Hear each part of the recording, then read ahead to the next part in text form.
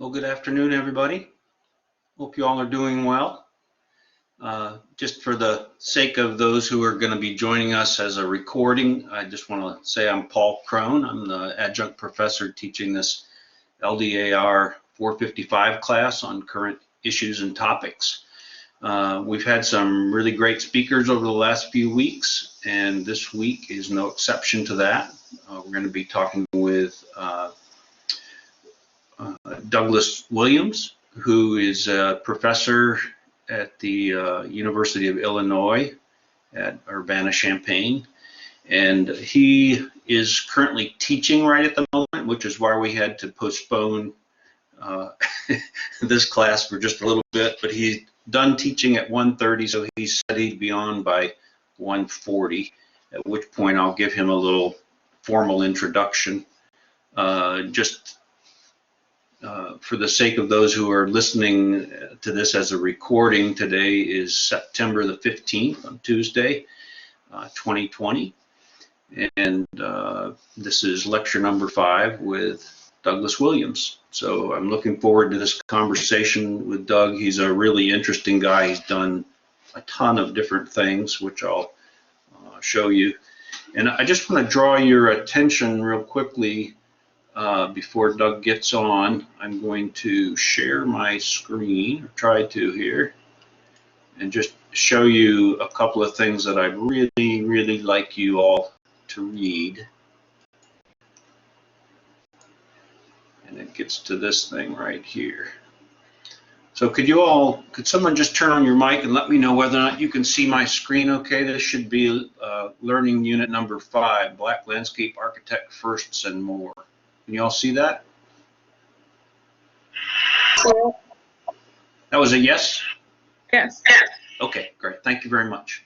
So the key thing that I want to show you here is this very first reading, The Twin Pandemics, Landscape Architecture Magazine, August 2020.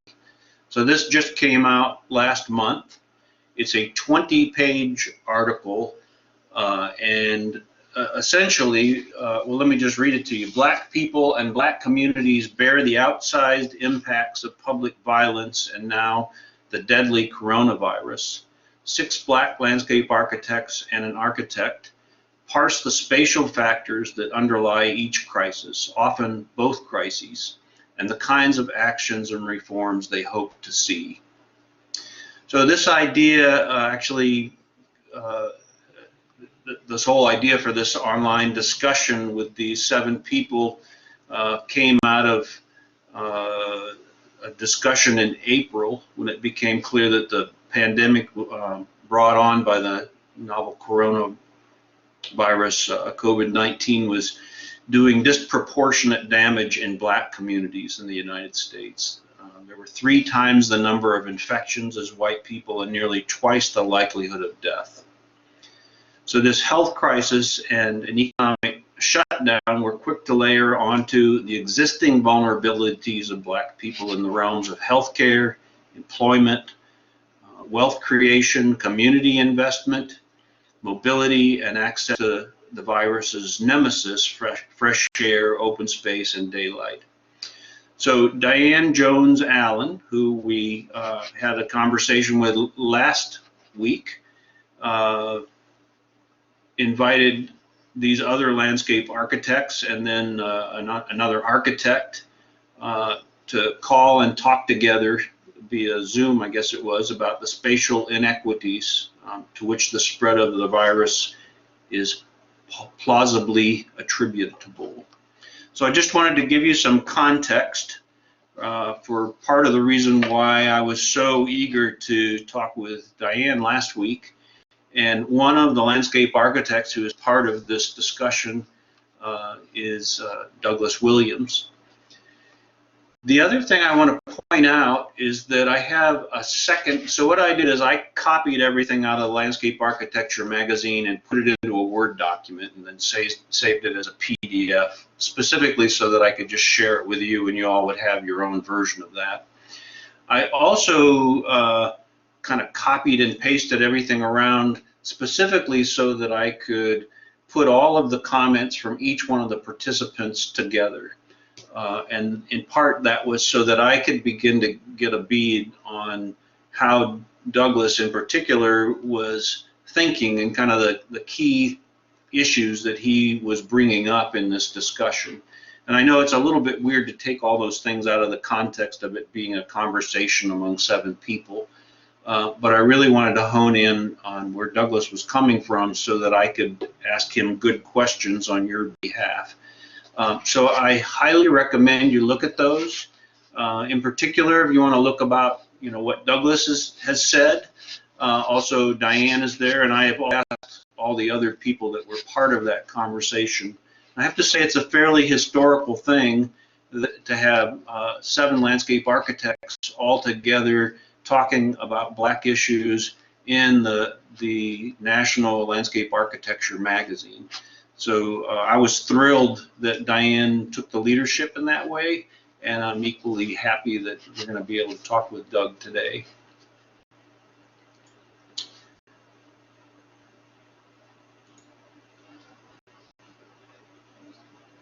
And I am not seeing Doug on yet. Let me just check.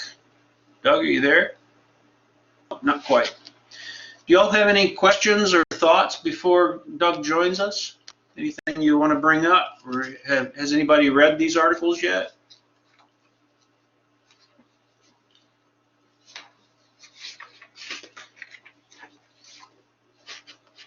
Okay. Well, I'm going to wait to introduce Doug until he's here. So if you'll just bear with me for a few minutes, he should be here any minute. Okay.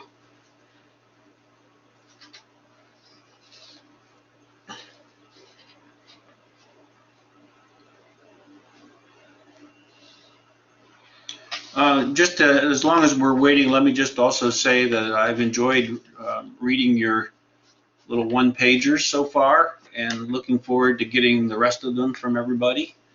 And the idea will be that if each of you can put together a little one-pager about each of the different topics that we've covered so far, then the midterm should be pretty straightforward. I'm really just going to be asking you to take some of the ideas from 2 or 3 of the folks that we've spoken with thus far this semester and put that together into a 2 to 3 page paper that kind of provides a broader outline about some of the issues that you've heard about in our interviews and how you might use some of those ideas and pursue some of those ideas in the future, either as a landscape architect or doing any number of other things in the future. I'm going to stop the recording for just a minute, and as soon as Doug comes on, then I will start it again.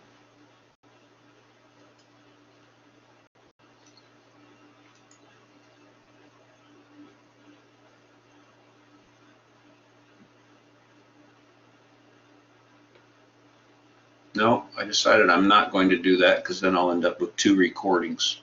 So we'll just bear with us for just a minute. Oh, there's Doug now.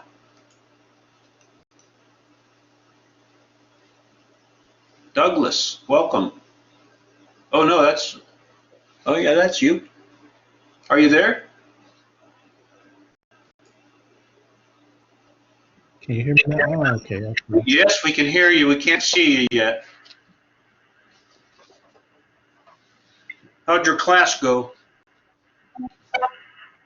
You went pretty well. This is now the 3rd week.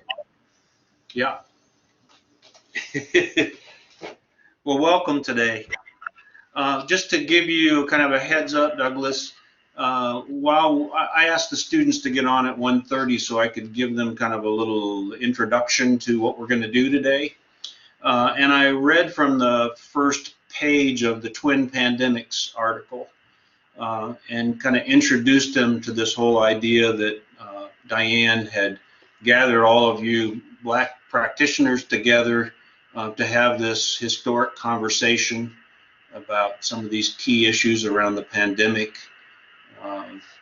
And also around kind of the other novel or not so novel plague that's been with us now for 4 centuries. I know that's near and dear to your heart, and I've really enjoyed reading through your comments from that uh, discussion. So I have a series of questions for you, but I thought I'd begin by just giving you a little introduction. I'm hearing some. Is it possible? I think since people have their mics open, I'm hearing a lot of feedback. So maybe if they want to mute right now, and then we'll open Yeah, up and have questions. That'll help. as far as I know, you're the only one on now with a mic.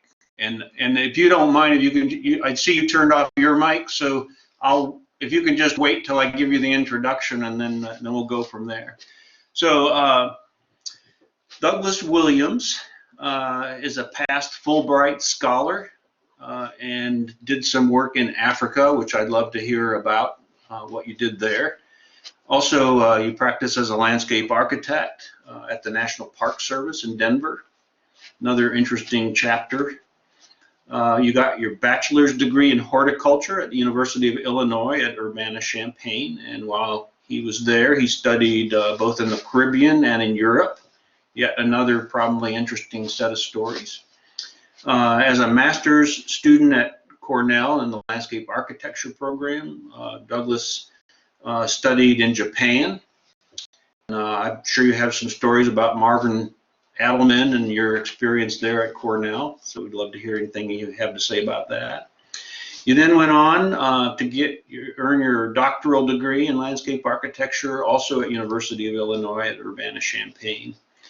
And Dr. Williams has also been working as a postdoctoral research assistant in the College of Applied Health Sciences, which sounds equally interesting.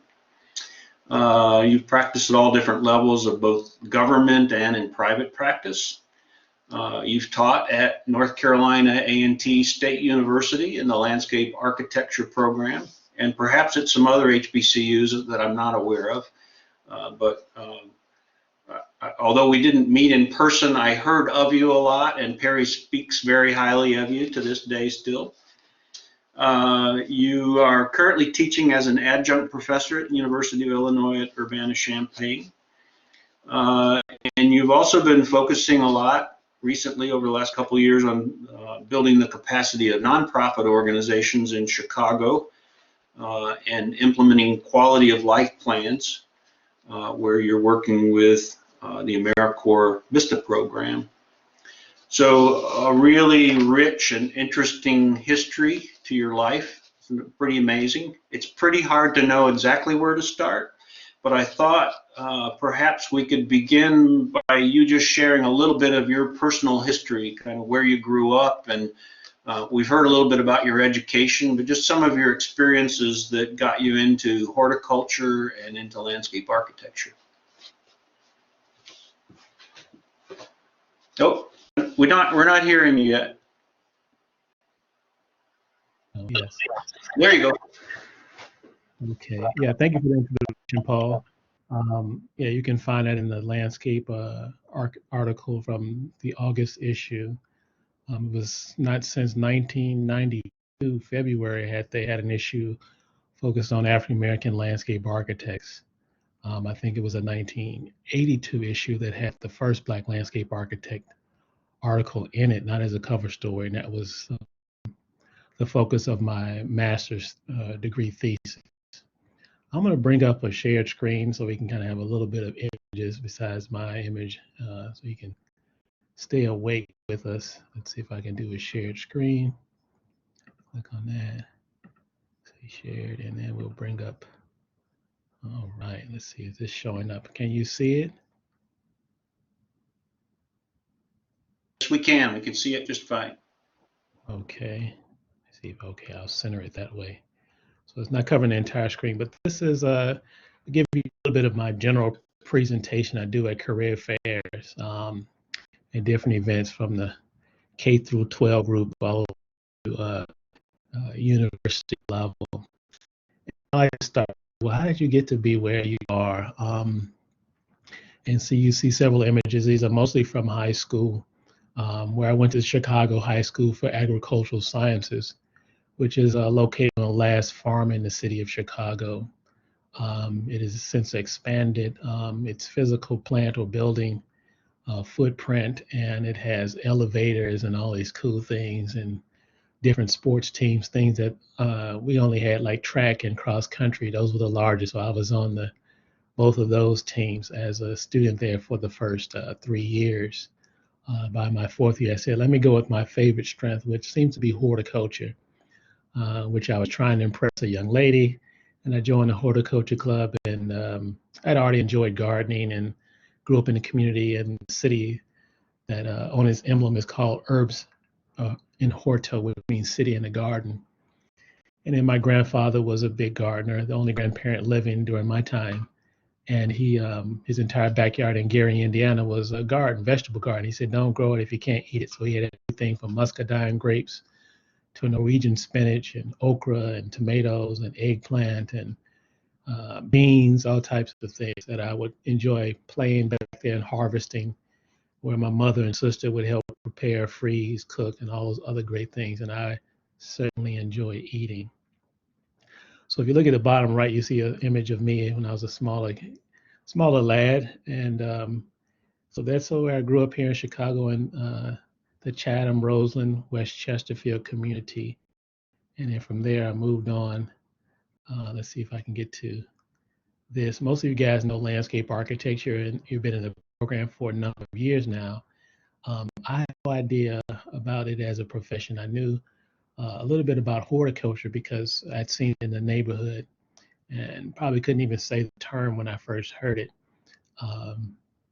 But I had a neighbor who was a master gardener where I pulled dandelions and got penny candy money. They don't even have penny candy anymore. I think you had to pay a nickel, if not a quarter. And so I thought I was doing something. So I had a great opportunity to go outside and playing in the dirt. So I had a neighbor who had an associate's degree in horticulture, and that allowed me to see a little more than the rudimentary level of horticulture being practiced, sort of garden design and landscape around residential properties. And I thought, oh, this is neat. This is a little bit more money than penny candy. I might try that out.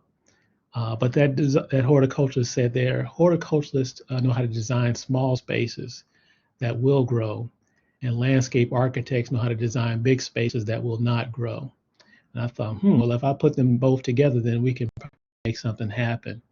And so this image is not of me on what this guy is sitting on the center of the sun in a metaphorical landscape of the solar system.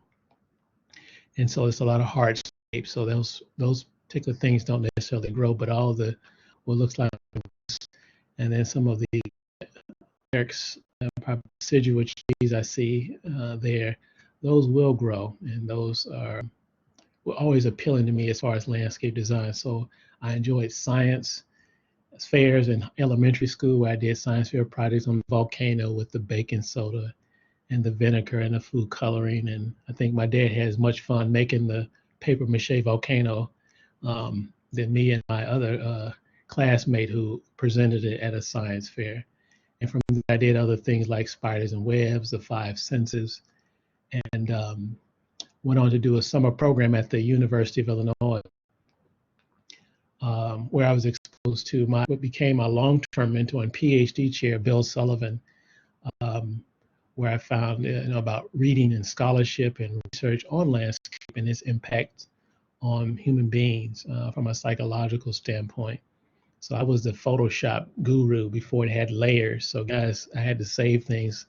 And if you didn't, you had to do it all over again. So I was well aware of that. So I had fun in the graphics portion of the research, much more than the reading and writing part. Well, I went on to the University of, I went on to the University of Illinois to do horticulture, and residential design was my focus. This is an image of Eddie George. You know him as probably the football player. He played for a couple of teams. He does some things in film and television now, or actually on Broadway, I think, or in theater. But he was required or championed and pulled back by his professors at The Ohio State to finish his degree in landscape architecture.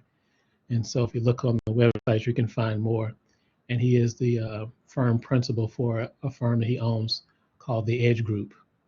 So we cover a broad range. I think he had an unfair advantage as a football player because he knew about landscape and turf and pitch and grade and all these things as a designer and as a student. So he had an unfair advantage, I think, on the football field. But some may argue differently. So I went on to Cornell University after directly into landscape architecture, and I already had a good news, bad news letter waiting for the response if I got one from Cornell when I applied. I knew that I couldn't afford the exuberant cost of education at the time, particularly at an Ivy League institution, although the landscape portion is in the public side of the institution. Only two schools like that, and that is Tuskegee in Tuskegee, Alabama, and Cornell University in the city of New York, upstate New York, Ithaca, New York.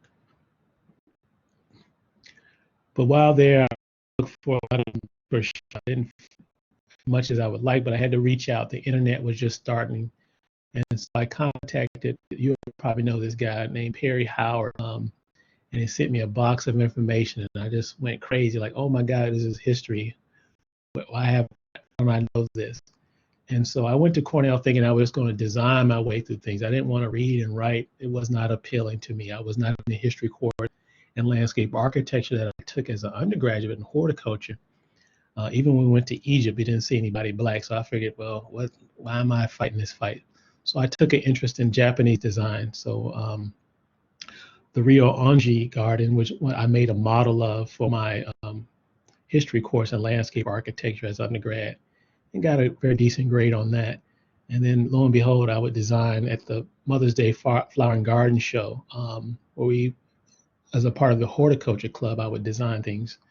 We would, as students, for this big show that we would sell all the plants and everything else we could to the mothers and the families and the friends and everyone who would come to that event at University of Illinois. And I had someone who really liked my design, and she wanted me to design for her home. So this was like almost my first full post-graduation from an undergrad program designing. And so I designed a landscape project on my typical, at that time, sepia print, not a blueprint. I would do sepia, which was a brown blueprint, and I would render it as vividly as I had always done, part of my design style. And she never built the project, but it was something that she enjoyed. In fact, her daughter was an architect designing the home I did a landscape plan for in Urbana, Illinois, where I live. I have a home in Urbana now. But anyhow, I looked at all that information, and Williston was someone who stood out, as I mentioned earlier, and I'll bring up later on as the first Black landscape architect that was solely his main profession. And so we called him a landscape architect. Walter Hood was the one who I saw in the landscape magazine the most. And he still is celebrated, and rightfully so. He most recently became I think a MacArthur Genius Award recipient, where he got like, I think almost $500,000 or more to do whatever he wants because of his significant amount of work. And you all should know Walter because he's an alumni from North Carolina A&T State University before it was an accredited institution. So he ended up going to Berkeley, where his mentor and one of the founders of the landscape program at A&T, Dr. Charles Fountain, had done his master's degree after he had a PhD in horticulture in order to start the program at A&T. So Walter Hood was in this wonderful issue of Ebony magazine, produced out of Chicago by the Johnson Publishing Company off of Michigan Avenue, which is the only Black skyscraper that still is existing on the Michigan Magnificent Mile.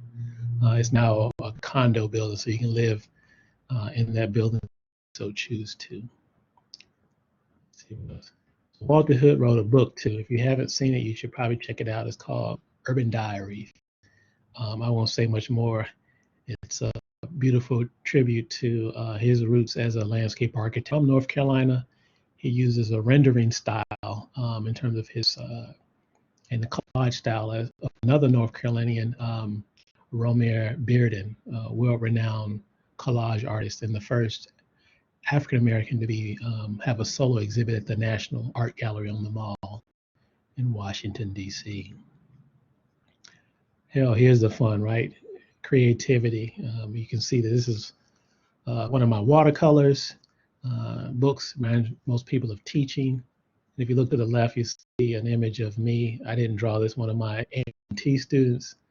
I won't say who it was, but he had more time. And I don't know if he should have graduated, hopefully, but he was a very interesting character. So he drew me as a cartoon character here. I took a liking to that. He happened to be the nephew of Melvin Mitchell, who was a well-known architect and professor at Howard University. And once I found that out, I realized that he needed to do a lot more work than just sit around and draw me. Here you'll find around that time in the early 2000s, there was a husband and wife team, a magazine called Color, in the Maryland area. And they turned to me and they said, "Oh, we would like to do something on you." And lo and behold, my sister gets to be on the cover and I get to be inside the article. Okay, I'm not related to Venus, although we do have the same last name. And so this allowed me to speak and address some of the things that inspired me. This image of me is taken actually in North Carolina. Many of you all probably know the founder of the landscape program, a co-founder, along with J.W.R. Grandy III, is Dr. Charles Fountain. And so he practiced as a landscape architect. So this is in the courtyard, the Fountain Courtyard at Providence Baptist Church. So if you ever get a chance to go there, this courtyard is designed by the founder of the program at A&T. Here's one of my earlier plans from the 1900s, as my students tell me now, since before 1900s. And this is for the first women's basketball coach at the University of Illinois. And so even the basketball paving pattern, this driveway that was designed, I've got jacuzzi there on the deck, the arts around the dining area, and I and unfortunately, these trees would have to be changed out, at least a portion of them, because or because I believe I chose at least what looks like 2, 4, 8, about 8 ash trees. They would have to probably be replaced. I believe river birch, heritage cultivar, some of the evergreen are there. So it's always good to have a variety.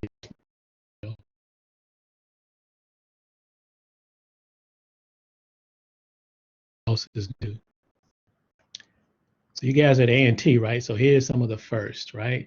So think about A&T. If you don't know the history, in 1992, that's when it became a fully accredited program. So that was before Walter Hood graduated, or after Walter Hood graduated.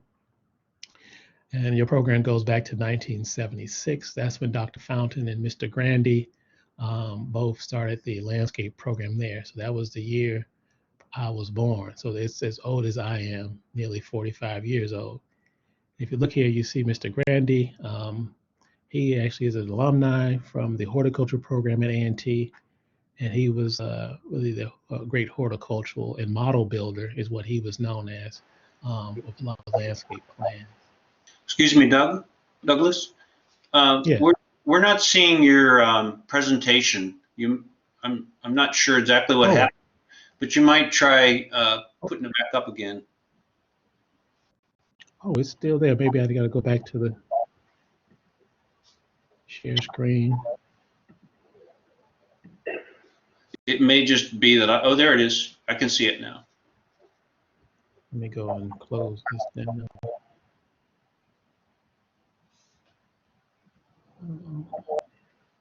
Oh, that's not it.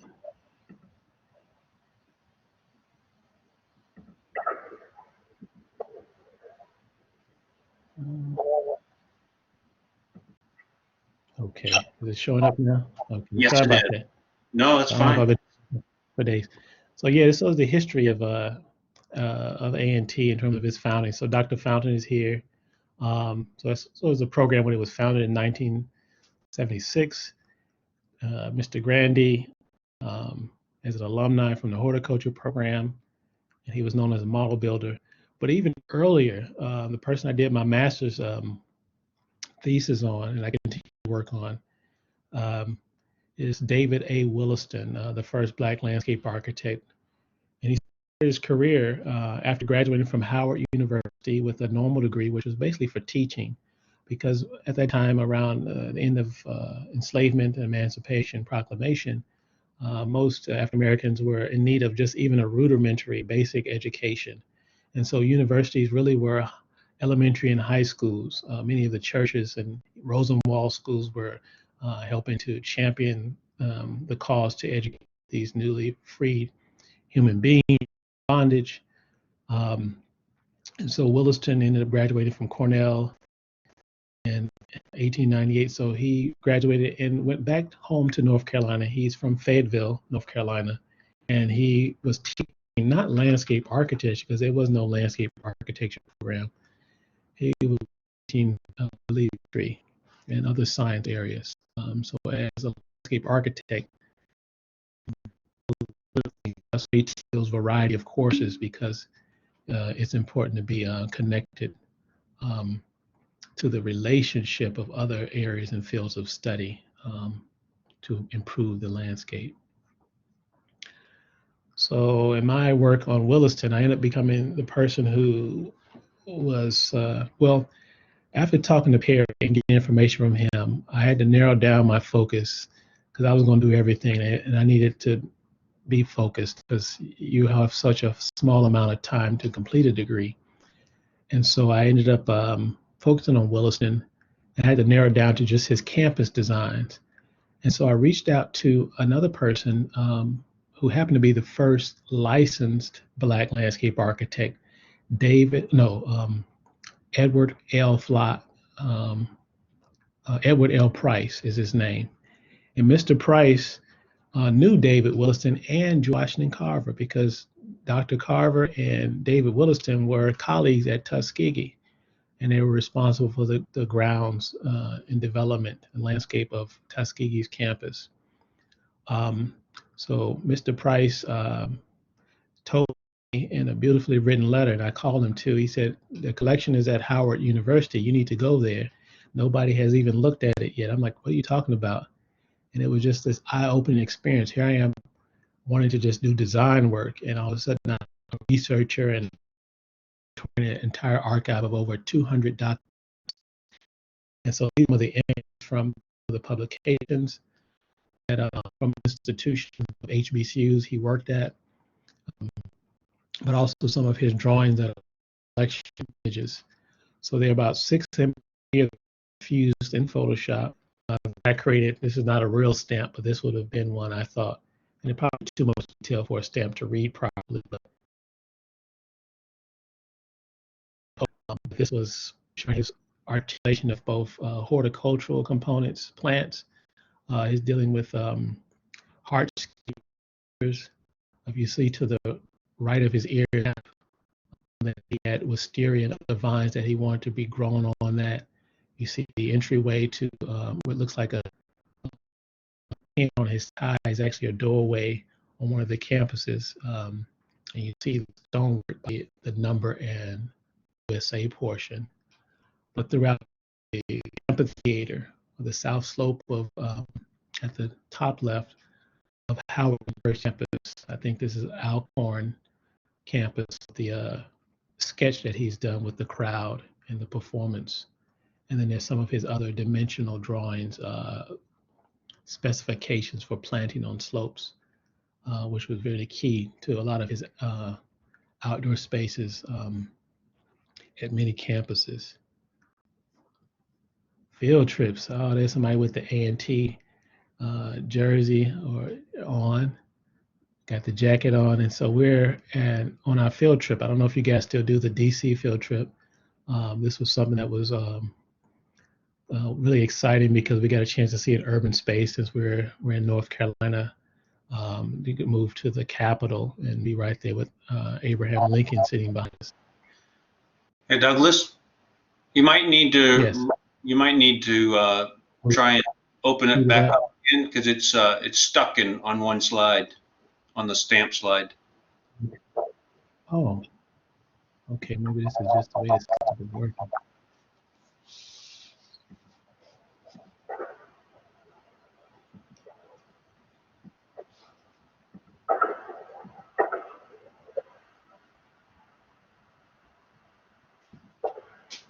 There you go. Okay. All right.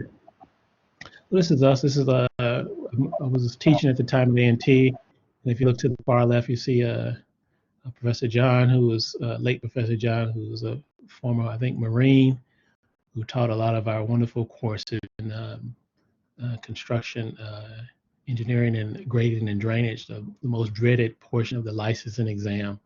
He would help people get through that, along with, I think, some of the studios and one of the major professors, along with Perry Howard at the time at A&T. There's a small group of our, I believe this is our sophomore studio, I think, the one that goes on the DC trip at the time. So we'll cover that. So one of the, right next to the reflection pool leading to the Lincoln Monument. And if we don't know what that's called, we have Rashad here who's going to tell us this is an allée, which is a French word, sort of hallway of trees, space created by trees flanking two sides of a pathway. And so a lot of the French design of Washington, D.C., which actually comes out of the Library of Alexandria, which is actually Egyptian. If you go back, even the way the layout is said to be like the Masonic order, or laid out like the pyramids at Giza. I'll let you guys do the research and see if I'm fact check me on that one.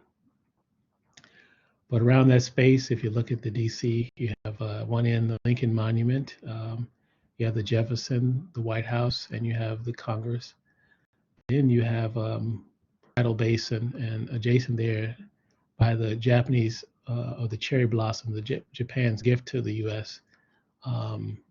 In terms of peace times, you have at this time this was the request for the Martin Luther King Monument. It's been built, and I'm sure hopefully you guys have had a chance to visit and see this monumental art piece. I was one of the design team submissions for it, but actually one of my, he said, he was runner-ups. I can't think of his name right now, but his was one of 20 items that were submission. We talk about our profession as being in the arts. This is one of Romeo Bearden. I mentioned him earlier, one of his collage pieces. Color. So if you look at Walter Hood's style of work, obviously much more formed by landscape architecture because you have to be able to design and build from it.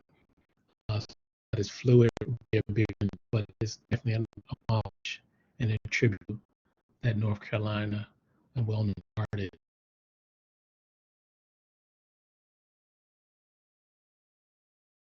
Within the lagoon. This, you guys know this space, right? This that did some of those.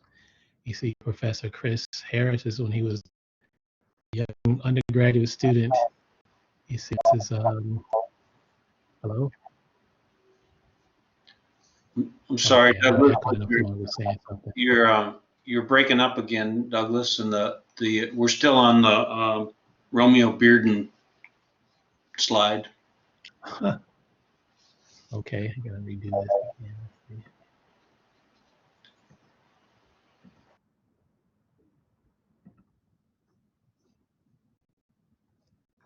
Okay, can you see it now? Yes.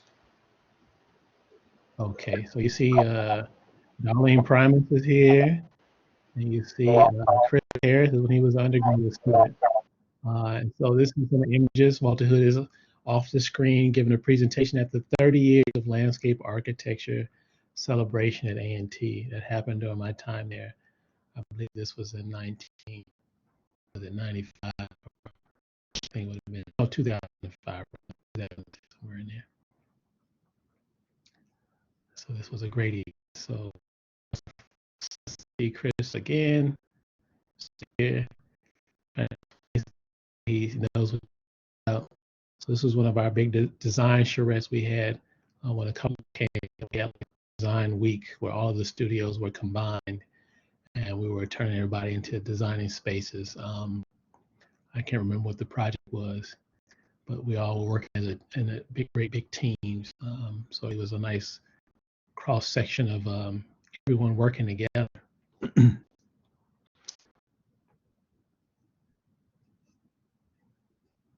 And we even had Chris on the panel. There's Perry Howard, and it's one of our next to him another former president. So we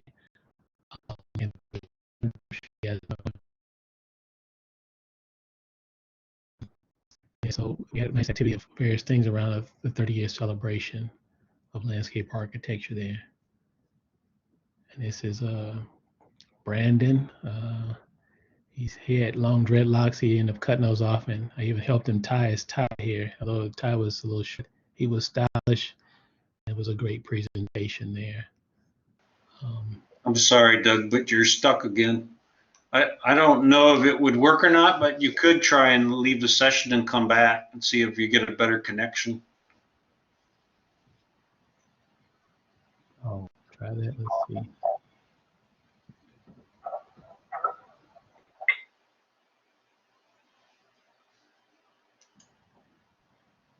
Okay, I'm gonna back up. Can you see? Can you hear me now? Looks like we're starting to get it. Right now it's just blank. Oh. Maybe I do need to exit and come back. So I'm gonna exit, see if I can come right back. Okay.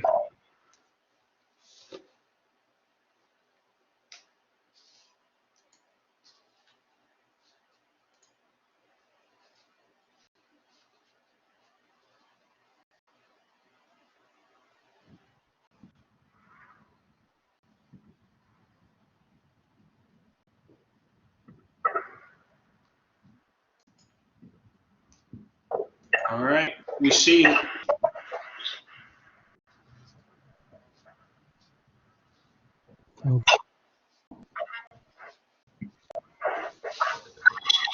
So still sharing the screen again.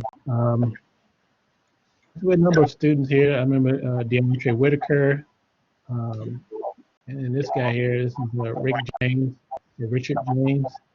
I met him at an ASLA conference years before I became an instructor there. And he ended up looking me up, and his father and he showed up. They wanted to go where I was teaching at the time. It was at A&T.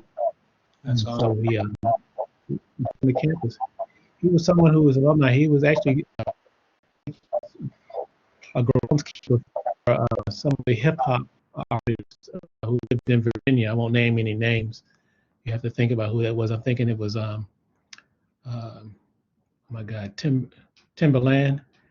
Who does all the beats for a lot of folks like Miss Elliott. This was before he even was a student at A&T, so I think he may have expanded his business hopefully into design, which is what we were teaching him, and he's hopefully doing well.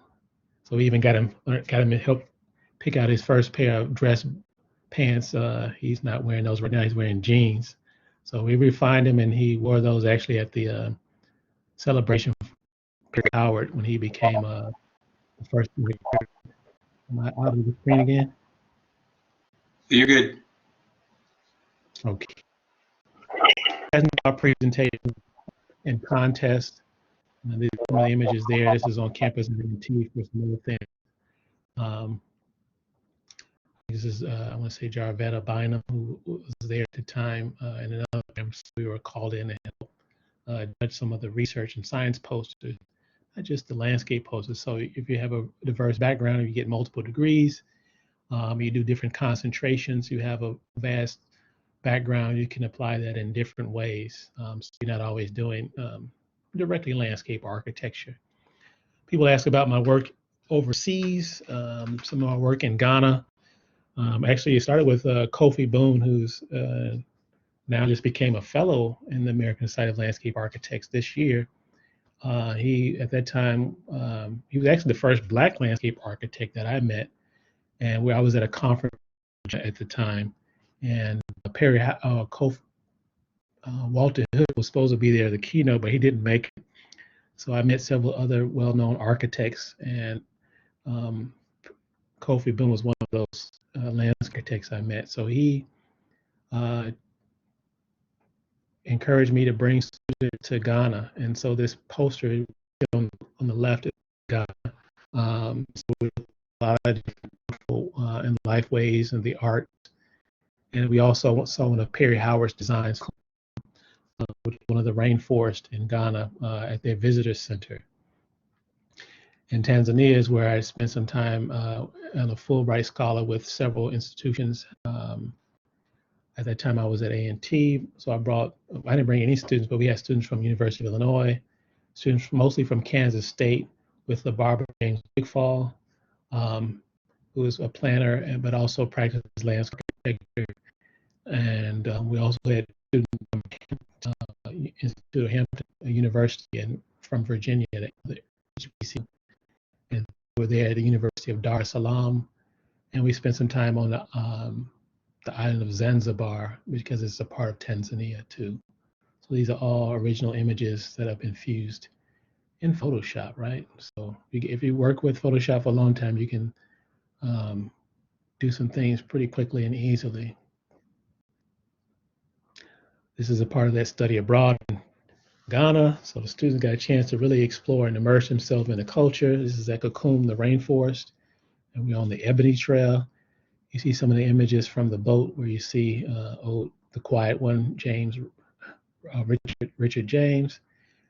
You see DeAndre Whitaker, we call him Simply Red because he had red hair. And we had Rashad Farrow, who was the cool guy, always looked back. He actually has a company. I know Rashad, I've spoken to him a couple times and visited with him when I was in DC on research appointment with Harvard's Dunbarton Oaks. He has a firm called Divine Designs. So he has a wonderful, I think a small group of people who do just basic small scale design, implementation, maintenance. So the full thing is there. And he made it back without having picked up rabies from any of these monkeys he shouldn't have been feeding. He's doing well now. I think he's on his second child. His wife are doing well. So you guys know A&T is hopefully that water feature is still there and has a robust landscape around it. You guys know the price. Hopefully it was that's how much. People ask me about salaries for landscape architects. I would show them this slide.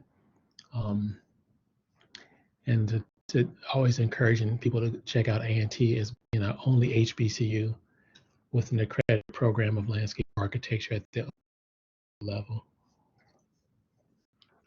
And I would love ending with this picture because people have seen, they say, wait a minute, is that Usher? I'm like, yes, it's Usher. I do know him, or I met him rather. And so I have fun with this, and who is the landscape architect. So that's the basic presentation that I would do for folks. And there's other stuff here I could share. But what I'll do is open up to questions. I know based on time, I'll let these images play in the background. So I'll take questions if it's okay with you guys. How much time do we have? Well, I think we could probably go another 10 or 15 minutes. Okay. Oh, 15 minutes on questions or what? Oh, just for whatever. Oh, well, so maybe it should be questions.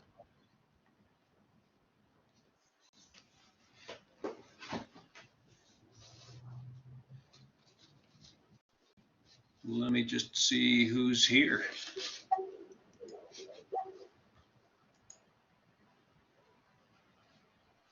Anybody have any questions?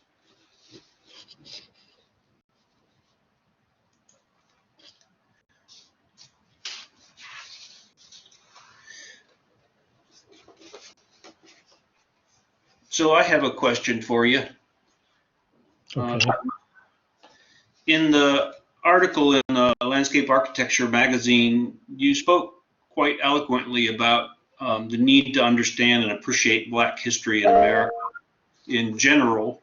And then you also spoke about the importance of doing better to reflect the role of African Americans in our profession. I wonder if you'd like to just talk a little bit about some of the points that you made in that conversation back a few months ago. You talked a little bit about the Craig Barton's idea of the sites of memory at the University of Virginia, and kind of the importance of not having Blacks as just sort of an appendix to our history, but as one of the key elements. Right. Yeah. That's a good question. I think it kind of goes to our historical teaching and where we find precedents in our design work. Let's say we don't enjoy and relish and interrogate Frederick Law Olmsted, but to look at, say, even Drake Wilson's work, which is on African American architects, the book Landscape Architecture, which I've written, J.D. Grant is another. Joseph Bartholomew, who was a landscape architect in New Orleans, designing golf courses. Like Paul Revere Williams, who learned to draw upside down as an African American architect designing in Hollywood for the stars because of the disposition of people against the color of his skin. Joseph Bartholomew actually designed at night under the moonlight of these golf courses because they didn't want to see them in those spaces.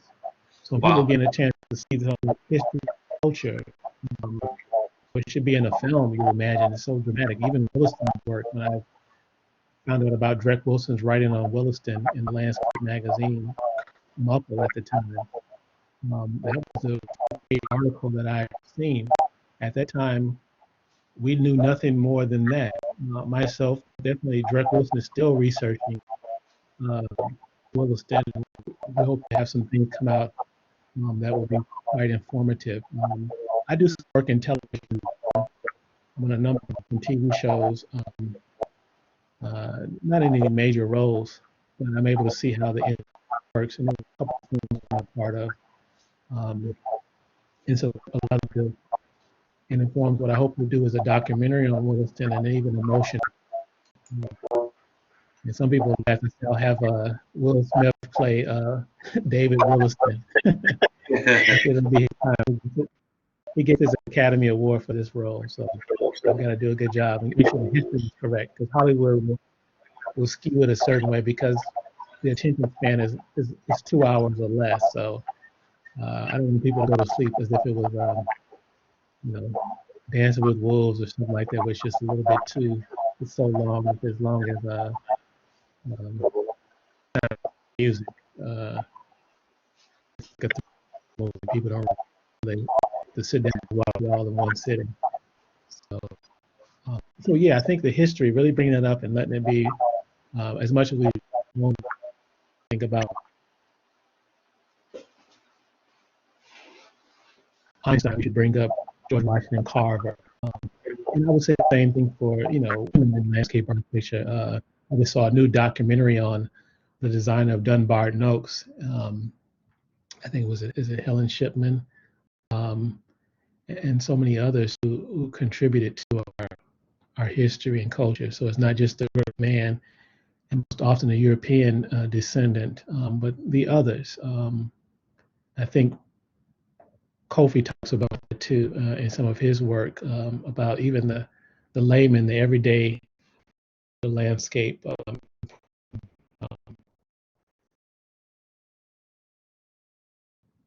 I think some landscapes too. So those are some things. This is the image of our project pipeline with the Illinois chapter of National Organization of Minority Architects. So we haven't been able to do it this year because of social distancing, but this is at IIT before I became on as an adjunct faculty in Chicago. And so these are some of the, I think hundreds of students that we have, young people who are from junior high through high school who work with us in our all the cool designs up to building skyscrapers. So I give them a little bit of a landscape influence about the space on the ground and keeping things green, even building. So this is a fun thing. So I'll take more questions.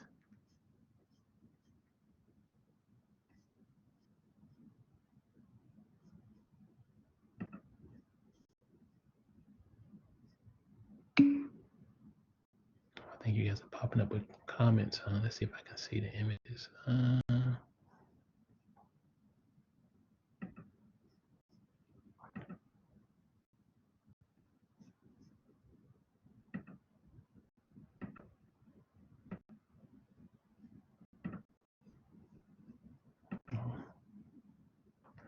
Okay. See, is everybody still there? I don't hear anybody. Someone asked a question. Weird type. Let's see. I don't think I can find the area where. Oh.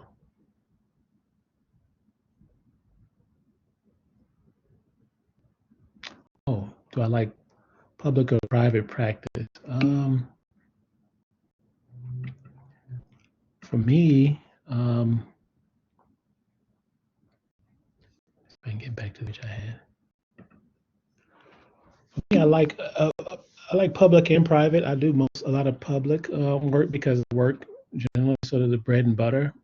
Private, I do a few projects that are like I just did a project for a church.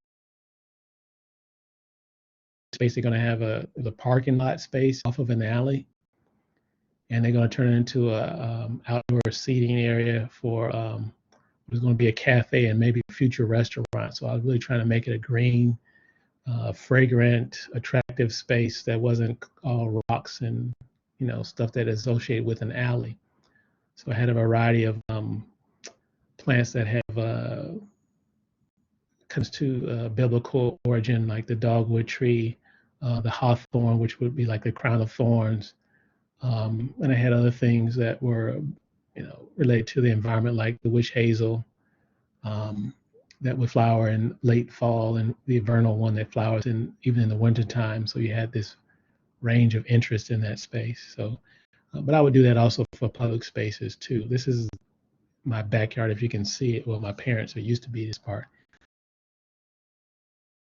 That's why I got my start just planting, it's available daylilies, and there's begonia, there's annuals, there's also the bulbs I had that came up, the coral colored tulips.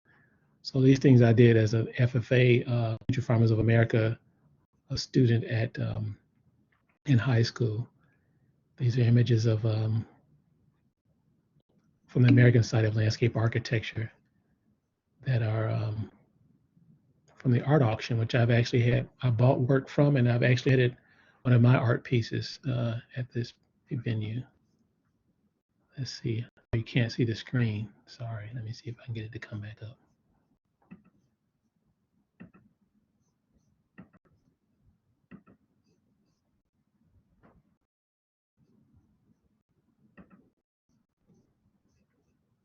Okay, hopefully you can see it now.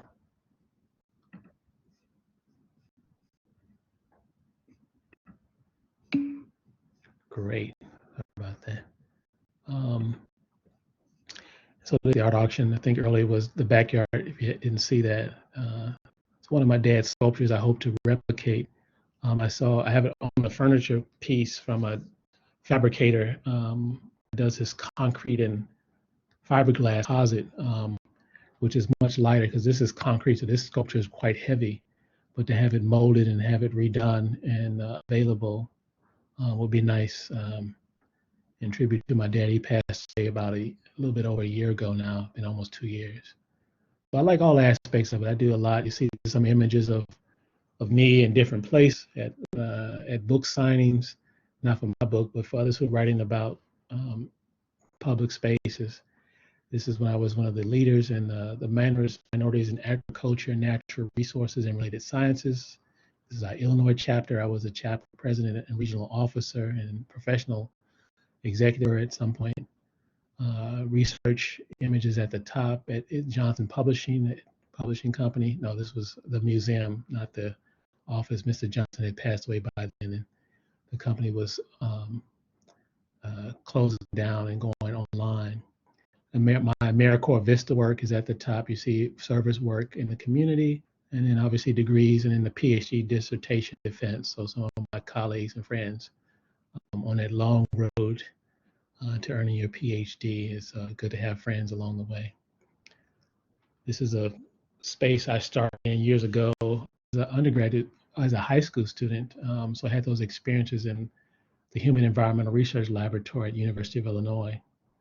And this is an old photograph. It's not when I was there, but they had it was a horticulture building where they had test plots, but later on became a unused space that my advisor took over and created this research laboratory in. So I worked out of this building using Photoshop and reading on various topics. So see some of my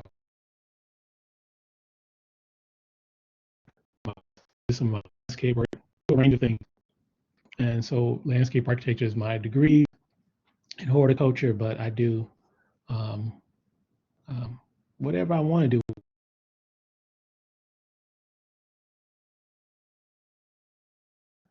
Too. So let's see. So I love doing plan work. These are some of my renderings. Since I don't do blueprints anymore, or brown prints, I use paper, and it's the light tables, and so you sketch and draw, hand drawing. Which what I still do, I do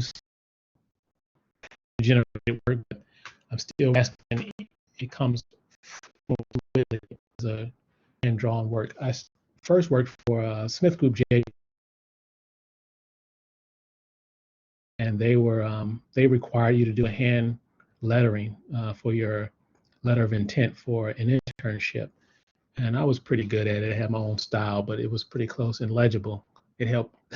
It saved me as my penmanship was really bad. So as a landscape architect, I have to thank the profession for helping me to communicate even in written form.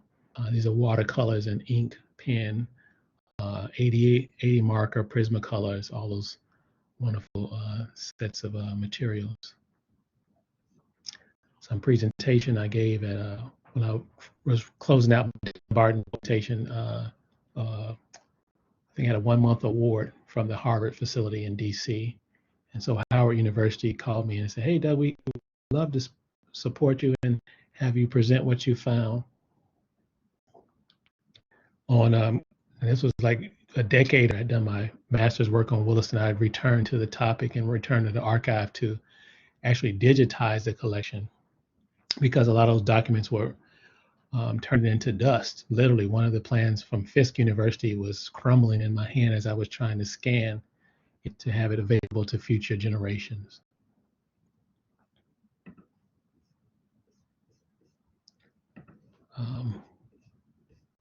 So this is more of the work on Williston. If you look over here, where's Williston? This is David Williston in the back, where the cursor is, if you can see that. This is Williston in Fayetteville with his family. I think it was his father's funeral. Williston is standing, I believe, here. This is David. And these are his siblings, and I think maybe an aunt or two in there. This is Liberty Hyde Bailey right here. He's one of the, oh, somebody's gonna tell me, can they see the screen?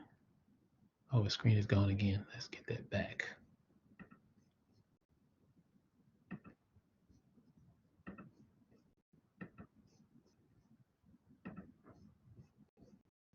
Oh, like I said, this is Williston, his family. And Williston's in this class. This is back at Cornell. He's got, this was very gentlemanly to wear a hat thing. And this is the founder of Hartman, the college, and a forerunner of landscape architecture and garden design and everything. He was a Renaissance man. He was like the white George Washington Carver. if you will. So these guys were the giants, and so that was what David Williston's mentor. And Dr. Carver became Williston's colleague. He was several years older. Williston lived to be 94 years of age, and so did the first licensed Black landscape architect, Edward L. Price. They died at the age of 94. And I feel like I guess I'm gonna be around that long since I'm the first African American PhD of landscape architecture. So I gotta take care of myself. So I'm in good spirits and good health for 94 years.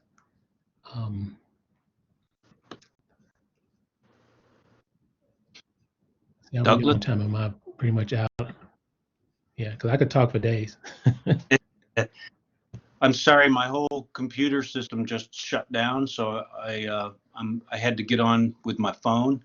So I missed the last 10 minutes or so, but I'm sure it was interesting, and I'll go back and listen to the recording. Okay. So there's things. If there are other questions, I worked in research laboratories on qualitative research, where I did my work on community gardens and social capital. That was my PhD work. So I had a chance to mentor students just on the basic research practices and policies and what have you. And then go ahead. Nope, See sorry. my screen? Is that what's happening? Nope, you're good. Okay. I would love to hear a bit about your PhD work. It sounds like very interesting, all what you were doing with the sale of the lots for $1 and really reclaiming those spaces. Yeah, so part of that work was it sprang out of doing my postdoc work was on a large lot program with the College of Applied Health Sciences. And so my PhD work connected to that was on community gardens and social capital. And so you see some of the images here, a lot of vacant lots.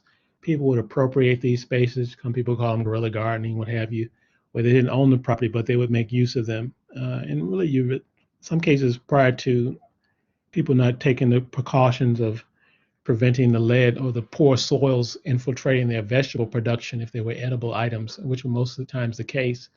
For the last decade or so, definitely have done that, but early on they may not have. So people were using these spaces, and community organization I work with have gone forward and pushed with the city and Department of Planning and others to get those spaces acquired and put them back on the taxes and purchase them for $1, which they have done. Nearly 2,000 lots have been purchased that were under city ownership. And some of them have been vacant since the civil protest of the 1960s, when both presidential individuals were being assassinated, as well as Dr. Martin Luther King was the spark that lit the fire that left a lot of places burned out, and then disinvestment followed, and some places were torn down. So those lots were there. So people are reclaiming these spaces, and my research covers a little bit of that. This is Professor Bill Stewart and others who were students, and some of them were faculty at University of Illinois at the time. So. Yeah, so really having the network is important. I think, I know someone asked, I think in an earlier question that you sent about, is there a lot of things like the pipeline program and other places? Look for chapters of the minorities in agriculture, natural resource and related sciences, which I know is there on campus or has been prominent at A&T. National Organization of Minority Architects probably is there because I know one of the earlier professors there designed a greenhouse for the celebrated and well-known historian John Hope Franklin, who has a orchid named after him, the Hope Orchid.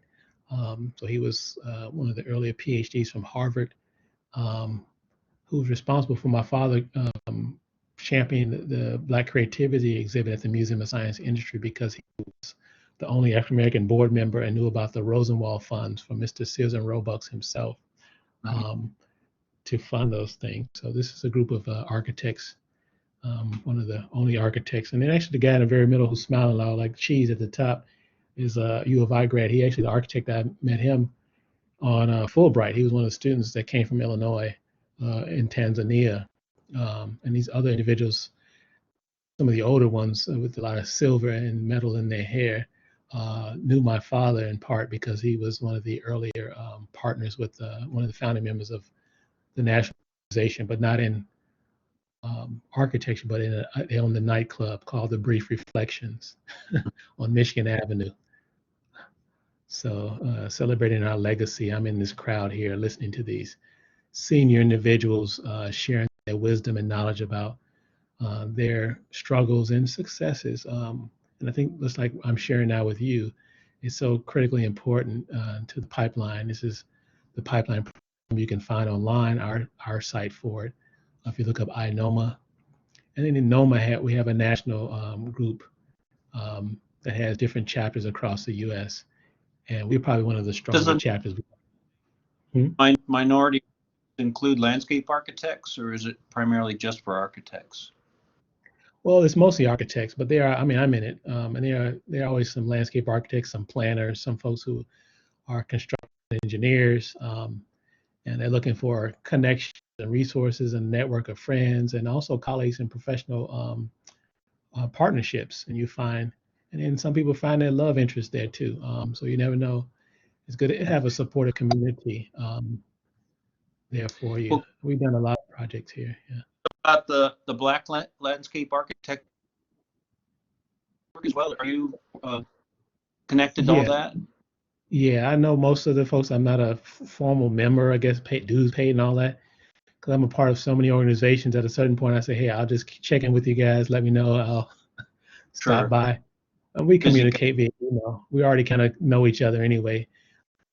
My research has always been on Black landscape architects, so I'm always in the email stream, and they reach out to me whenever they need. I send them stuff. So we're much so in the loop. I think internet, most people don't realize it has helped speed up and build relationships. So even with COVID and social distancing, we're still able to communicate somewhat well. We like to be in person, but we find that that's okay. And if you don't have the resources, you can save money and get things done even on a smaller budget.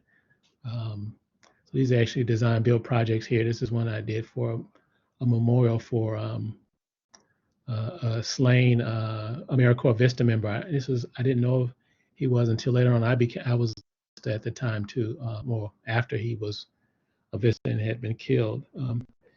And so we had this garden design at a community garden space that they wanted done. Nice. Some work around the Obama Presidential Center with some of the community members in the Woodlawn neighborhood. This is my father in terms of University of Chicago purchasing some of his work and giving him some celebration before his passing. His role in terms of the Black arts in the United States and internationally with the Black Creativity Exhibit, 50 years being at the Museum of Science and Industry, was the former Palace of Fine Arts. And in fact, it launched a lot of Black artist careers, fashion designers, as you see some of the musicians. Mahalia Jackson sang at the opening of one free song. And you've had others that come many years and going forward. So my father hung the entire show for at least the first 13 years. So a lot of major works of Black artists globally, he knew them personally. I really enjoyed the interview with him in the video that you sent a link to, and some pictures of him hanging that exhibition as a young man. Yeah, those are Getty images. Yeah, who knew, right?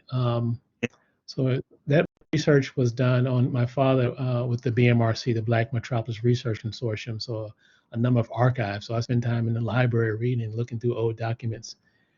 And I found a lot of old images of things. The Getty images are online, but you have to pay for the rights for those, which I will do at some point. And so those images that the museum utilized, and they have a collection too, which I helped to mine their archive as well. Are you connected at all with? Say again.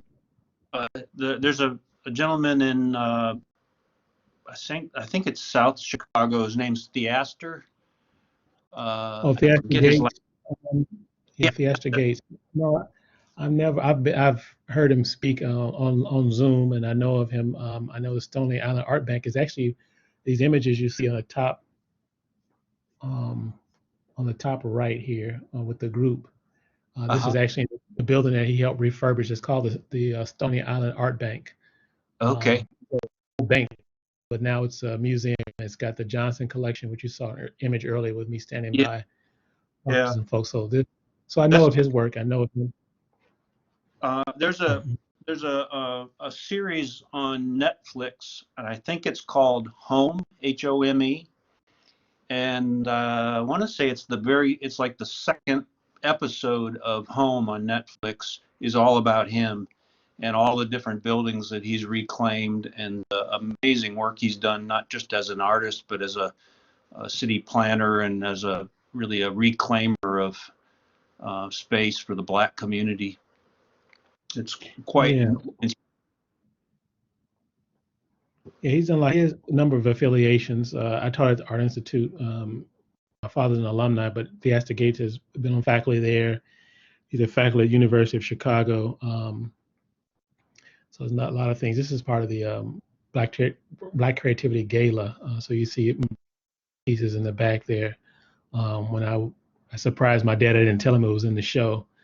And so this was, I think it's about 3 years ago. So this was in I think the 48th year of the show. So he was surprised. You breaking up there.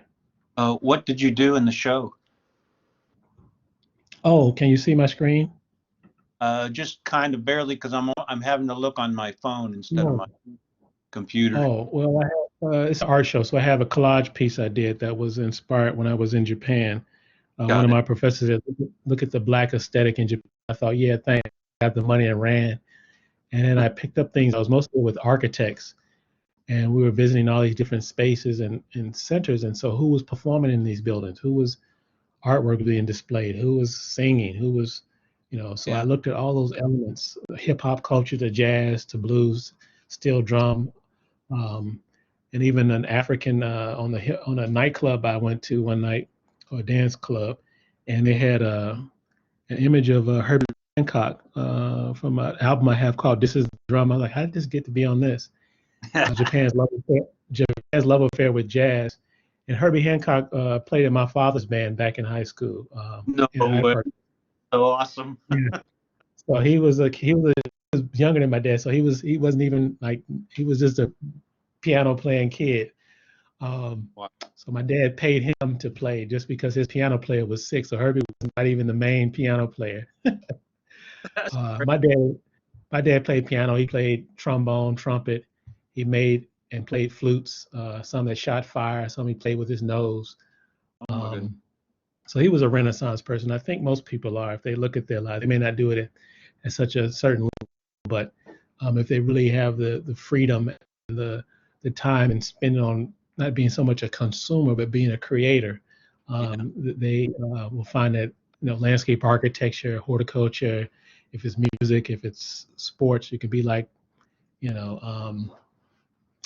Paul Robeson, where he was an actor. I mean, he was a singer. He was a civil rights activist. He was a cultural icon. I mean, he did all these things. And so I think not to limit oneself is an important thing to think about. You take small bites and move up from there. So, so this is All about your story, Douglas, is that you've done so many different kinds of things, and you've not just stayed in this little landscape architecture box, but you've certainly used it as the launching pad for making lots of connections in all different beautiful, creative ways. It's really very inspiring. Yeah, so it's important. They wanted me to do a dual degree in horticulture and landscape architecture, which would have been too when I was at Cornell. But then I was like, I want to see how this horticulture and this landscape fits into the larger city infrastructure. Why am I so limited, or how do I make the connections? How do I build the network to actually implement design? And it's a challenge, to either have the funds or the wealthy benefactor, and then to win the public's interest. to do certain things. So it takes a lot of effort, but if you enjoy what you do and over time, if you're consistent, people will recognize that. This is a person who I didn't know, who uh, Daryl Garrison, who sits in the very center of the image, if you can see it. This is at the Illinois chapter,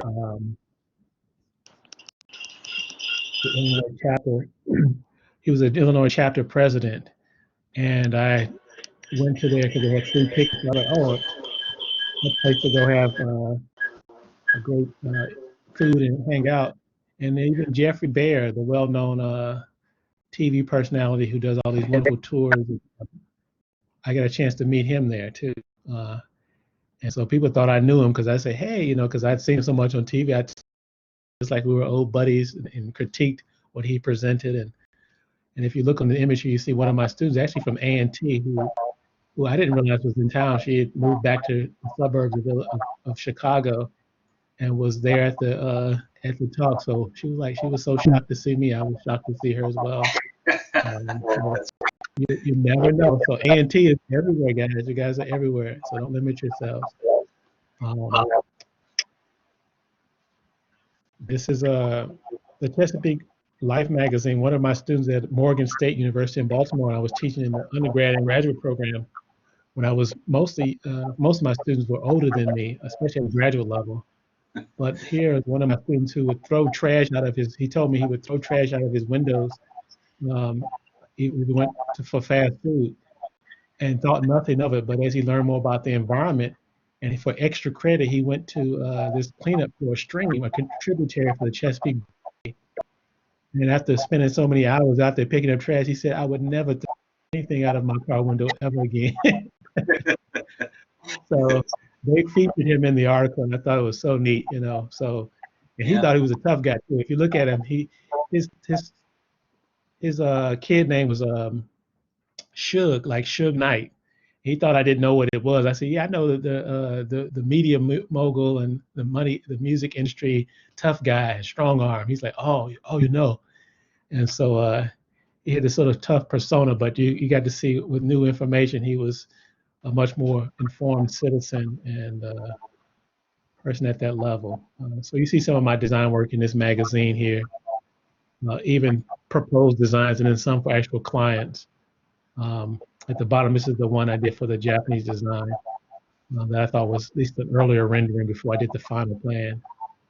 And then when I see other people doing well, I like to celebrate them. You know, Walter Hood is here. They call him an architect. They just dropped the landscape part off in the newspaper. You know, there with Jean Monnet and music and other celebrities in their various fields of work and creative endeavors.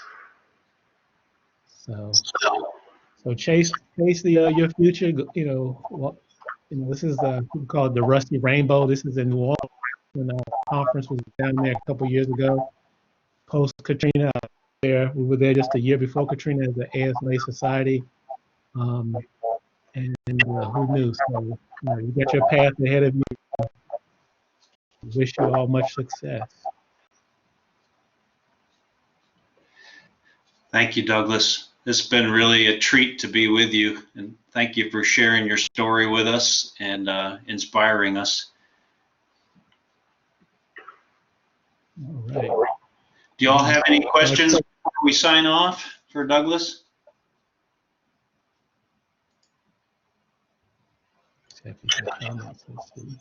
Yeah.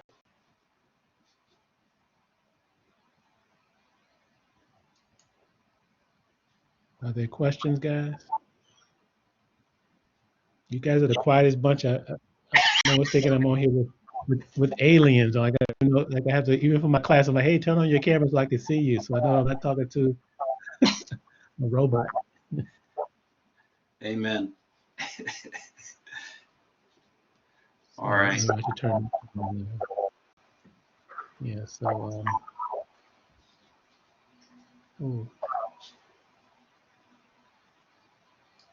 Oh, okay. So everybody had to watch my video. The connection is not that great. Yeah, I keep forgetting everybody is social distancing, so I must realize that I understand that technological disparities we have. Given that I work with Chicago Public Schools as an AmeriCorps Vista mostly, and so we're trying to bridge that digital divide so that elementary school students have access to education, you know, when they need it, and they need it so that they can become successful like you as landscape architects and students at A&T and other places. So feel free. My information is available. Reach out. I've mentored people that I have never even met. Some people I've never even seen, and they've gone off to different places and written.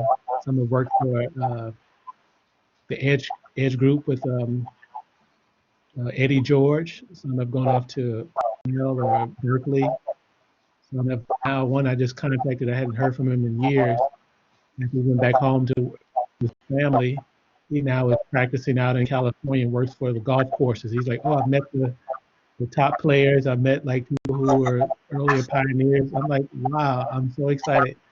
That's great. But I've never even seen this guy, never even met him, So I think he was I think he was from Tennessee, and he was asking where to go. So I imagine he's a real person. I'll probably meet him one day. So yeah, you serve as an inspiration to others as well too. So keep up the good work.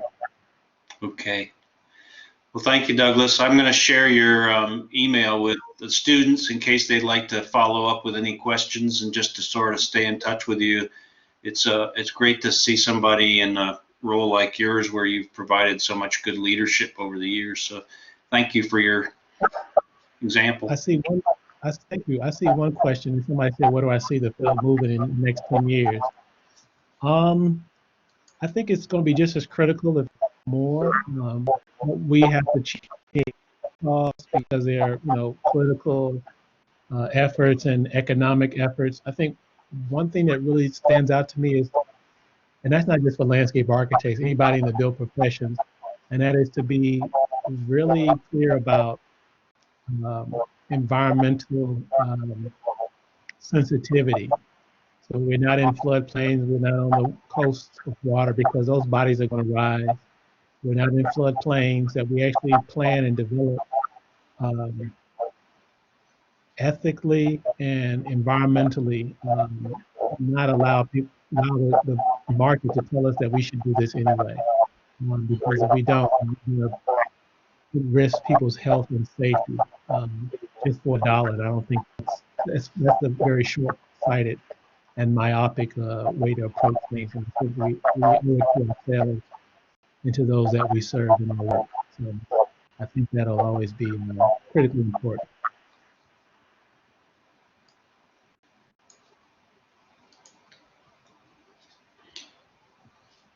Anything else anybody wants to say or put into the chat? Seeing a couple of thank yous. All right. Well, thank you again, Douglas. It's been a real pleasure being with you. Thanks for all your inspiration, and we welcome you anytime back to A&T. Come on back, man. We'd love to have you.